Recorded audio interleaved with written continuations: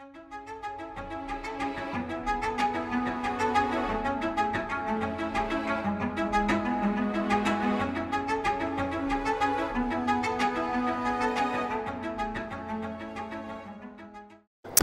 Of India శ్రీమతి ద్రౌపది ముర్ము గారు. వీరు మన భారతదేశానికి మొట్టమొదటి మహిళ. ఎందుకంటే వీరు మన ప్రెసిడెంట్ గారు కాబట్టి.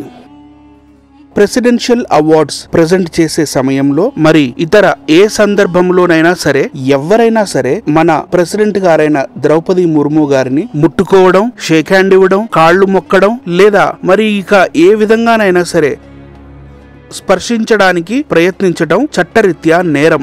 ఎవరైనా సరే వారిని ముట్టుకోవడానికి ప్రయత్నిస్తే వారు చట్టరీత్యా శిక్షార్హులు. మన భారతదేశంలో ఈ రూల్ ఉన్నంత మాత్రాన మన భారత రాజ్యాంగము అంటరానితనాన్ని ప్రోత్సహిస్తుంది అని దాని అర్థం కానే కాదు. In India, you are not permitted to touch the president due to strict security protocols. This is not a matter of disrespect, but rather a standard procedure to ensure the safety of the nation's head of state. Of physical touch, even if intended as a gesture of respect, is considered a serious security breach.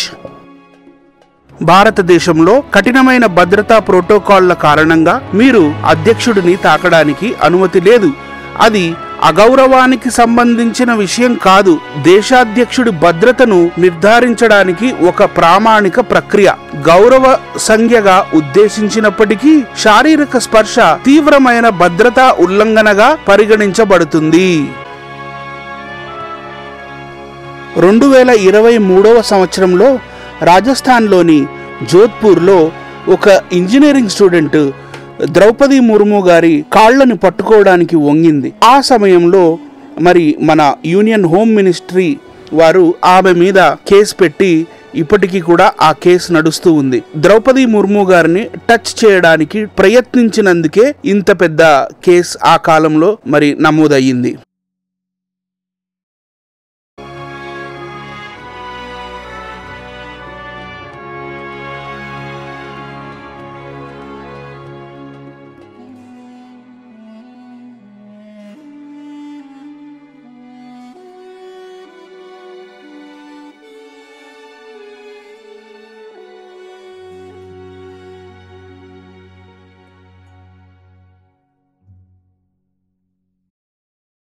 కేవలం భారతదేశంలోనే కాకుండా ఇటువంటి security protocols ప్రపంచమంతటా కూడా దాదాపు అన్ని దేశాల్లో ఉన్నాయి.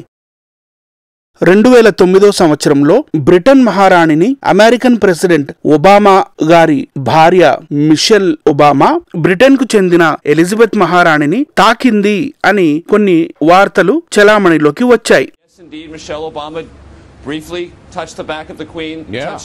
The Queen's back. Not supposed to do that. There hasn't been a tremendous amount of criticism of the First Lady for that. The informality the Obamas bring to the U.S. presidency. Michelle Obama గారు ఒక మహారాణి భుజం మీద చేయి వేయడం అనేది అగౌరవానికి చిహ్నంగా పండిత వర్గాలు పరిగణించాయి. 2009 సంవత్సరంలో ఇటువంటి ఫోటోలు న్యూస్ పేపర్స్ లో మరియు సోషల్ మీడియాలో చక్కర్లు కొట్టాయి. ఎందుకంటే బ్రిటన్ చక్రవర్తి ముందుగా కరచాలనం కోసం చేయి చాపితే తప్ప మీరు వారిని తాకకూడదు. రాజకుటుంబ సభ్యుడిని తాకడం ప్రోటోకాల్ కి విరుద్ధం మరియు చట్ట విరుద్ధం. కాకపోయినా తగనిదిగా పరిగణింపబడుతుంది. వారు కరచాలనం వంటి శారీరక సంబంధాన్ని ప్రారంభించే వరకు వేచి ఉండండి. మన దేశ రాష్ట్రపతి గారిని తాకటం ఎలాగైతే చట్టవిరుద్ధమో అలాగే బ్రిటన్ వారి నియమాల ప్రకారం బ్రిటన్ మహారాణిని తాకటం కూడా చట్టవిరుద్ధమే. ఇప్పటిదాకా నేను చెప్పిన విషయాలపై ఎటువంటి అవగాహన లేని ఒక తాటకి శ్రీ నీగ్రోషా అని పిలువబడే ఒక వింత జంతువు ఒక పోస్ట్ యూట్యూబ్ లో పెట్టింది. అదేంటో ఒకసారి చూద్దాం రండి. ఊకా డా ఆ కో జాకో పాకో లు దళిత వివక్ష అంటూ పాత వార్తలు పోగేసి పేపర్ కటింగ్ చూపించినప్పుడు అసలు వివక్ష ఎక్కడ ఉందో మనం చూపెట్టాలి కదా. అమెరికా మాజీ ప్రథమ మహిళ బ్రిటన్ రాణిని తాకటం వివాదాస్పదమైంది. అవును, అమెరికా మాజీ ప్రథమ మహిళ మిషెల్ ఒబామా 2009లో బ్రిటన్ రాణి ఎలిజబెత్ అంటే రెండవ ఎలిజబెత్ ను తాకటం ఒక ముఖ్యమైన చర్చకు దారితీసింది మరియు కొంత వివాదాన్ని రేకెత్తించింది. ఈ సంఘటన బకింగ్హామ్ ప్యాలెస్ లో జరిగిన G20 సదస్సు సందర్భంగా చోటు చేసుకుంది.